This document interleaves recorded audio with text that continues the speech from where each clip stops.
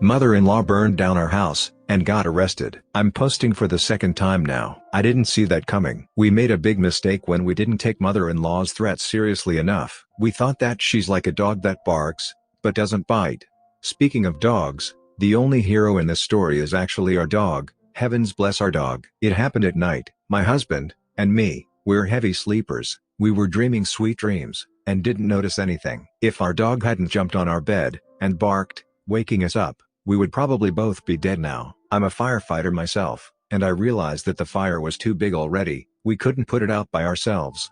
We escaped through the window, fortunately unharmed. Somebody had called the firefighters, who happened to be my colleagues, which was a weird situation. It was the first time they had to work on their buddy's house. They tried to work as fast, and as efficiently as they could, but our house is damaged beyond repair. We can't live in it anymore. Mother-in-law got caught, and basically dug her own grave because she herself said that she was hoping till the last minute that her son would come to his senses, break up with me, and start to date women, but he didn't, and she felt ashamed that she has created such a deformed human being, so she decided that it is better to have no son than gay son. She basically said she wanted to kill him. So even though at first what happened was classified as arson with the intent to damage the property, which would mean softer sentence, after those words it became arson with the intent to endanger life, and that means much more severe punishment, even up to life imprisonment. Our lawyer said that most likely she will not receive the maximum sentence because no one has died, but she will receive at least a couple years behind bars. And there's not much her lawyer can help her because she confessed, and she said such a stupid thing. Well, but my son's faggot husband is a firefighter. Why didn't he save his house? In the middle of the night, just awoken, no gear, no tools, no equipment, caught completely unaware by the fire. Are you serious, mother-in-law? You think that just because I'm a firefighter means I can put the fire out with my bare hands? Many people think that house fire is like they see in the movies, flames, and light, but actually it is a complete darkness. The smoke makes the room so dark within minutes that you can't even see your own hands. House fire is always like a dark night. Now we're living with our friends while we find another place to live. Our clothing, our documents, passports, marriage certificate, everything is gone. But of course, those are just things. We can buy them again. We're alive. That's the most important thing. My husband is done with her. He's so very upset that his own mother wished him dead just because he's gay. If before this he still hoped that their relationship could be fixed, now he doesn't want to hear a single word about her no more. Her homophobic hate almost killed us, and it is our own fault as well because we didn't give her actions and words the seriousness they deserved. We know some gay people who also have homophobic parents, but they have never tried actually killing their children. I guess that's why we didn't think that it might happen to us. Mother-in-law says dog died. I find him at the pound 4 days later. First time poster. I have lots of stories about this woman, so let me know if you want to hear more. Blame mobile for formatting, and all that. Backstory. My DH has an ugly history with his stepmother who was a terrible person. His father was a really great man who has since passed. There are a few other dog-related stories in their history, but this was the only one I was involved in. We adopted a beagle named Winston from the shelter when he was already over 12 years old. His owner had passed, and he was so sweet and sad we decided to take him home. He was with us for about a year, and had a few health problems, but nothing major. One weekend we went out of town, and asked our in-laws to watch Winston while we were gone. When we got home my father-in-law was reluctant to return him as they had bonded over the 3-day weekend. My in-laws had a small shepherd dog at the time named Minnie. I hadn't ever heard them complain about her in the past, but when we picked up Winston my mother-in-law started making a huge deal about how Minnie was digging holes in their yard, which wasn't some fancy yard, but whatever. After a week or so of father-in-law bugging my DH we decided to trade Winston for Minnie. I figured it was a quiet environment for him being a senior, and I hated to see Minnie wind up in a shelter, which was what I suspected would happen. They had Winston for about a year when my DH and father-in-law went on a trip together. A few days after they left my mother-in-law called me all upset. She said that Winston had a seizure, and she took him to the vet, and the vet wound up putting him down. I was in shock. He had one very mild seizure when we had him, and I knew he had a few when he was with them, but they said he was being medicated. After we got off the phone I couldn't shake the feeling that something was wrong with her story. She added the detail that the vet didn't charge her for putting him down because he felt sorry for her. It struck me as an odd, unnecessary detail. I decided to call their regular vet, and ask about what happened.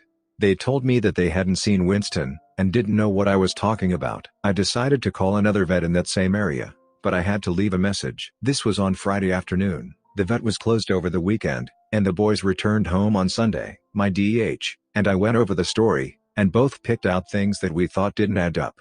My DH asked his dad which vet she took him to, and he said it was the first one I called. Monday morning the second vet's office called me back. I asked if someone had brought in a beagle having a seizure, and after a pause the woman told me that a woman in a bathrobe and slippers, no doubt my mother-in-law, had brought in a beagle, and said she hit it with her car, and didn't know who it belonged to. They turned it into the pound. The pound is not open on Monday, so I had to wait until they opened on Tuesday to see if it was really him. I was there as soon as they unlocked the doors. When I walked into the dog kennels I heard him baying, and burst into tears. I couldn't believe that after everything he had been through, he had to spend 4 days in the pound abandoned again. It cost me over $200 to get him out, which we did not have to spend, but there was no way I was leaving him. When I got home my husband couldn't believe his eyes. We took him straight over to my in-laws to confront her. She dug in, and said that he was having a seizure, that the vet told her he was putting him down, but he must have lied. We knew we weren't getting anywhere, so we left with Winston, and went NC for about a year. My DH still had a relationship with his dad, but we never trusted her again.